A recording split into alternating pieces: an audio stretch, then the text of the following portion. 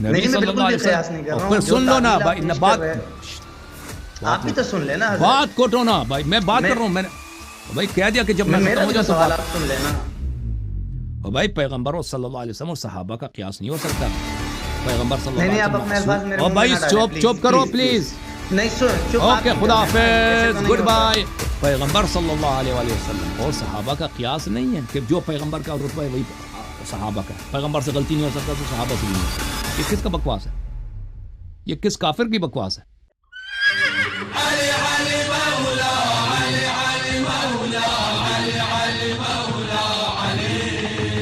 بسم اللہ کریں بھائی صاحب. السلام علیکم, کیا حال چال ہے بھائی؟ جی وعلیکم السلام. کیسے ہیں؟ ٹھیک ہیں آپ؟ خیریت سے ہیں؟ اللہ تعالیٰ کا احسان ہے. کیا نام ہے آپ کا؟ جی میرا نام معظم ہے, محمد معظم. کہاں سے کال کیا آپ نے؟ میں دبئی سے بات کر رہا ہوں سر. کہاں سے؟ تبریز سے؟ دبئی سے. دبئی یو اے ای سے. جی سر بات کریں. تو قبلہ ایک سوال ہے جو میرے ذہن میں بہت زیادہ گونجتا ہے, اور یہ میں نے پڑھا بھی ہے اس کے بارے میں. وہ یہ ہے کہ قرآن مجید میں ایک آیت ہے کہ خدا نے فرمایا ہے کہ, میں حافظ تو نہیں ہوں ویسے, لیکن خدا نے فرمایا کہ میں نے اس دن آسمان کو, زمین اور آسمان کو میں نے 6 دن میں خلق کیا. 6 دن میں یا 6 راتوں میں, ایسا کوئی ترجمہ ہے اس کا آیت کا. 6 دن میں 6 راتوں میں خلق کیا. تو قبلہ جب رات ہی مطلب دن ہی نہیں ہے یا رات ہی نہیں ہے تو اس کو 6 دن کیسے لگ گئے؟ مطلب ابھی تو کائنات خلق کی اللہ تعالیٰ کی ذات پاک نے 6 دنوں میں, ٹھیک ہے. تو جب دن ہی نہیں ہے, جب سورج ہی نہیں بنا, چاند ہی نہیں بنا, ستارے نہیں بنے, رات ہی نہیں بنی, تو یہ 6 دن کیسے ہو گئے؟ تو ہمارے احادیث میں ہے کہ یہ 6 ایام سے مراد ہے 6 اوقات, 6 ٹائمز میں, 6 دوران میں, 6 دوران میں, 6 سٹیجز میں. ہاں تو یوم سے مراد بلے ان ربکم الذی خلق السماوات والارض فی 6 ایام ثم استوى علی العرش. اس سے مراد یہ ہے کہ 6 اوقات میں, 6 مختلف دوران میں بنایا. اوکے تو ٹھیک ہو گیا. قبلہ ایک اور سوال میرا آپ سے یہ ہے, مجھے یہ بتائیے گا کہ میں نے بہت سے, یہ قریشی صاحب بھی ہیں, وہ حنیف قریشی ایسا کر کے کوئی نام ہے, وہ کہتے ہیں جی صحابہ کرام افضل ہیں, انبیاء کرام, سوری صحابہ منہ سے نکل گیا, انبیاء کرام افضل ہیں, یا یہ اہل بیت علیہ السلام جتنے بھی ہیں یہ افضل ہیں. تو آپ کے نزدیک یہ جو ہے ان میں رتبہ کس کا ہے زیادہ آپ کے نزدیک؟ کیونکہ میں آپ کی ویڈیوز تمام تر جو ہے نا وہ دیکھ رہا ہوں, سن رہا ہوں, بڑی تفصیل سے دیکھ رہا ہوں, بڑی ڈیٹیل کے ساتھ میں ساری آپ کی ویڈیو سنتا ہوں. تو مجھے کائنڈلی یہ بتا دیجیے کہ آپ کی نظر میں کہ یہ انبیاء کرام جو زیادہ فضیلت رکھتے ہیں, یا پھر سب مسلمانوں کا اجماع ہے, سب مسلمانوں کا اجماع ہے جب عیسیٰ ابن مریم علیہ السلام آئیں گے, اور عیسیٰ ابن مریم علیہ السلام کوئی معمولی نبی نہیں ہے, اولو العزم من الرسل ہے. ٹھیک ہے نا. انہوں نے حضرت موسیٰ, 5 نبی ہیں جو اولو العزم ہیں, حضرت نوح علیہ السلام, ابراہیم, موسیٰ, عیسیٰ علیہم السلام, اور ہمارے پیارے نبی صلی اللہ علیہ وسلم. حضرت عیسیٰ ابن مریم علیہ السلام جب آئیں گے کس کے پیچھے نماز پڑھیں گے؟ حضرت امام مہدی علیہ السلام کے پیچھے نماز پڑھیں گے. ٹھیک ہے نا, ٹھیک ہے نا.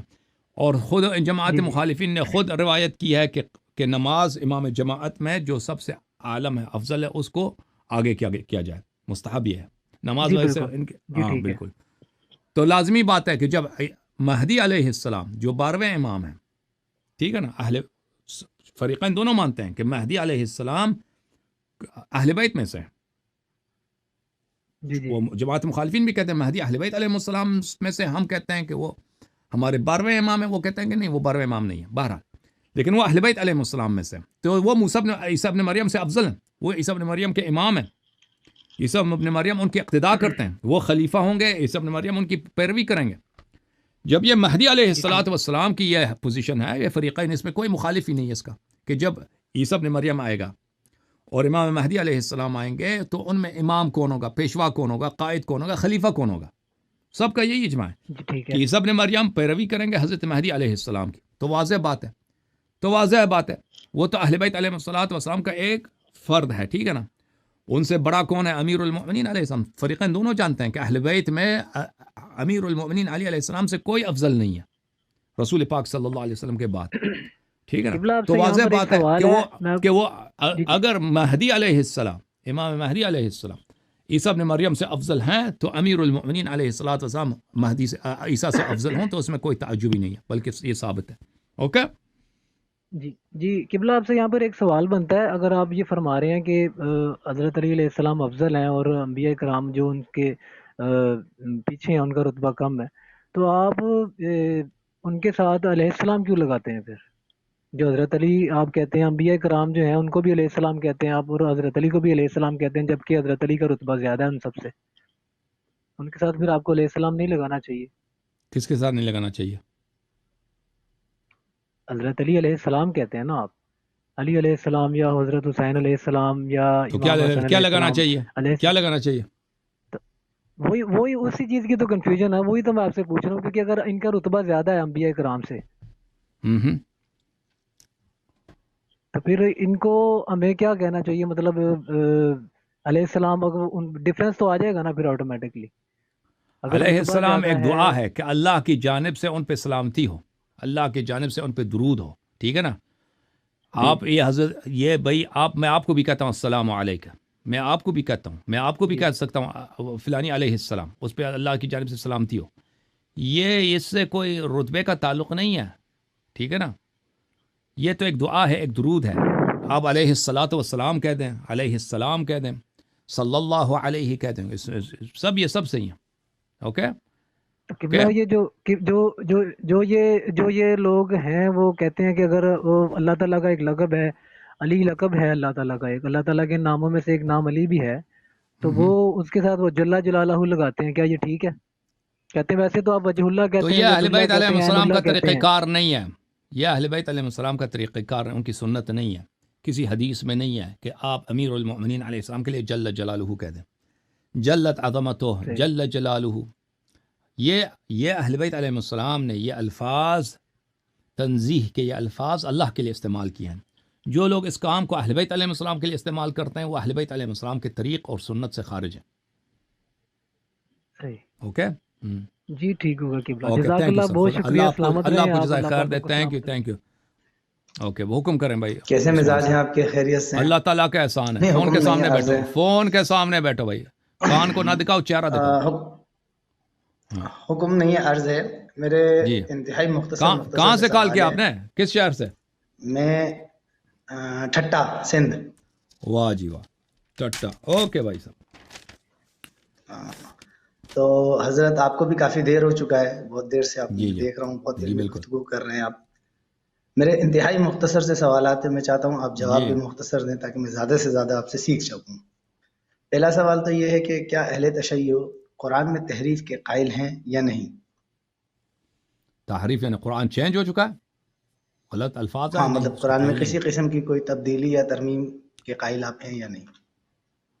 دیکھیں، آپ شیعہ کے متعلق پوچھ رہے ہیں یا میرے متعلق پوچھ رہے ہیں؟ جی اہل تشیع حضرات سے متعلق پوچھ رہا ہوں. اہل تشیع جو فعلاً جو اہل تشیع کہلاتا ہے ان کی اکثریت جو ہے زبانی طور پہ وہ یہی کہتے ہیں. کچھ بہت ساروں کا عقیدہ بھی یہی ہے، بہت سارے عقیدہ اپنا چھپاتے ہیں کہ وہ یہی کہیں گے کہ مثلا علماء کی بات کر رہا ہوں، علماء میں سے رسمی طور پر سب یہی کہتے ہیں کہ قرآن میں کوئی تبدیلی نہیں ہے. تو اس میں سے اکثر کا عقیدہ بھی یہی ہے، اس طرح نہیں کہ وہ جھوٹ بولتے ہیں، ان کا عقیدہ بھی یہی کہ قرآن میں کسی قسم کی تبدیلی نہیں ہے. لیکن ایسے علماء بھی ہیں کہ وہ اس بات کے قائل ہیں کہ قرآن میں تبدیلی آئی ہے، لیکن وہ چھپائیں گے، اس کو تقیہ کریں گے، آگے پیچھے کریں گے. میرا جو عقیدہ ہے، میرا عقیدہ وہی ہے جو اہل بیت طاہرین علیہم السلام کا ہے. جو قرآن کے متعلق اس مسئلے میں بخاری مسلم میں جو روایات ہیں، میرا عقیدہ وہی ہے. کیا روایات ہیں اور کیا عقیدہ؟ تو فریقین کے روایات میں میرے عزیز اور قرآن مجید میں کوئی ایسی دلیل نہیں ہے کہ قرآن جو ہے اس میں تبدیلی نہیں آئی ہے. نہ قرآن میں ایسی کوئی دلیل ہے، نہ فریقین کے احادیث میں اس بات کی کوئی، نہ کسی صحابی نے کبھی ادعا کیا ہے. بلکہ روایات، فریقین کے روایات اس مسئلے پہ متواتر ہیں کہ قرآن کی ترتیب وہ نہیں ہے جو ترتیب نزول ہے. قرآن کی ترتیب وہ نہیں ہے جو اللہ کی جانب سے ہے، یہ ترتیب صحابہ کا کام ہے. اور فریقین کے روایات اس بات پہ متواتر ہیں کہ قرآن کے الفاظ میں کمی واقع ہوئی ہے. بعض ایسے آیات تھیں جن کو ہٹایا گیا.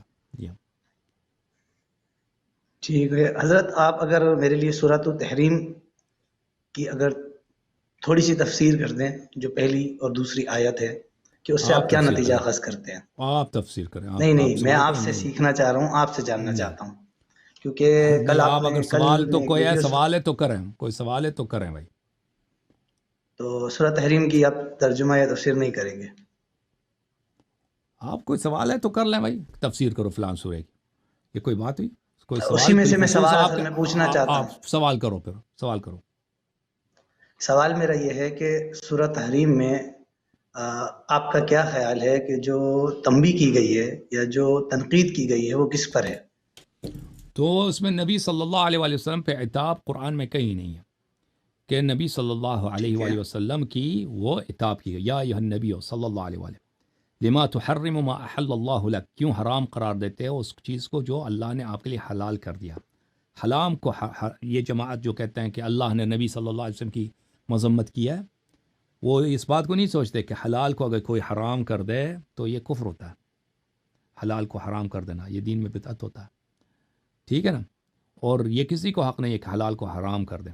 تو یہ نبی کریم صلی اللہ علیہ وسلم کی مذمت نہیں ہے، نبی کریم صلی اللہ علیہ وسلم کی دلجوئی ہے، کی تسلی ہے کہ آپ اتنے مظلوم ہیں، آپ اتنے اکیلے ہیں اپنے حیات میں کہ آپ اپنے گھر میں آپ کو اپنے گھر میں تقیہ کرنا پڑتا ہے، آپ اپنے گھر میں مظلوم ہیں، تنہا آپ کے ساتھ کوئی نہیں ہے.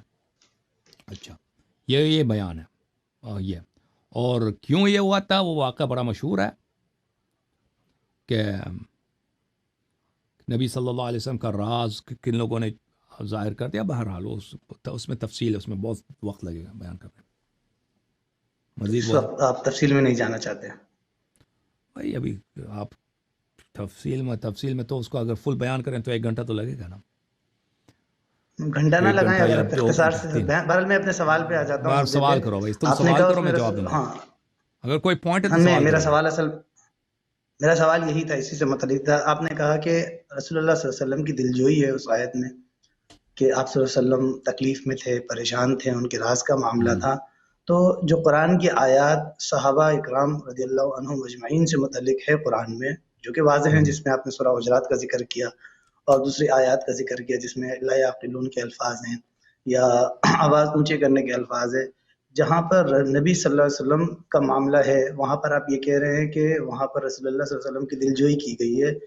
اس کو کوئی تنقید بھی کہہ سکتا ہے. اسی طرح جب صحابہ اکرام کے کسی معاملے میں اللہ تعالیٰ نے کوئی روک ٹوک کی ہے تو اس کو بھی آپ دلجوئی نہیں کہہ سکتے کہ اللہ تعالیٰ نے ان کو بھی پروٹیکشن دی ہے کہ تم بھی اس کاموں سے رک جاؤ.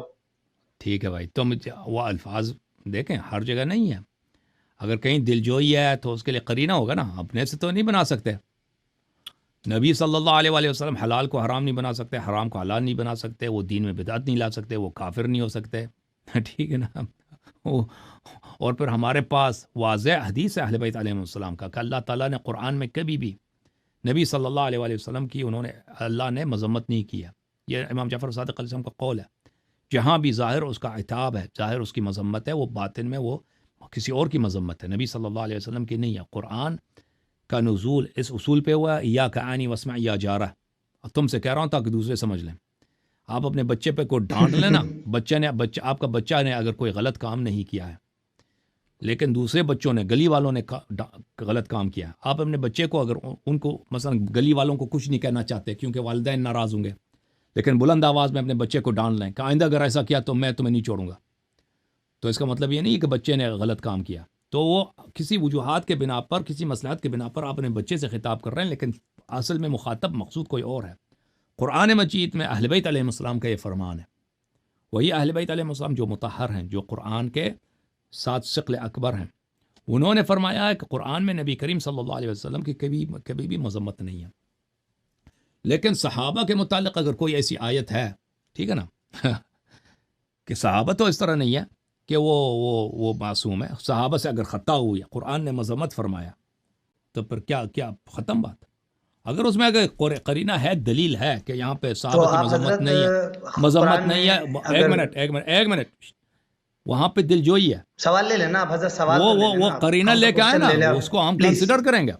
اگر قرینہ ایسے ہی نہیں ہے بھائی، آپ سن لے پہلے. ٹھیک ہے آپ سن لو پہلے، آپ میرا سوال سن لینا، پھر آپ تسلی سے آنسر دے دیجیے گا. میں 30 سیکنڈ اوکے، میرا جواب تو سن لو نا، جواب میرا ختم ہوتا ہے، سن لو.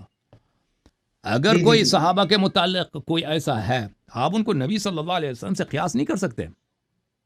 نبی صلی اللہ علیہ وسلم. پھر سن لو نا بھائی، آپ بھی تو سن لینا، بات کوٹو نا بھائی، میں بات کر رہا ہوں. میں نے بھائی کہہ دیا کہ جب میں ختم ہو جاؤں تو سوال آپ سن لینا.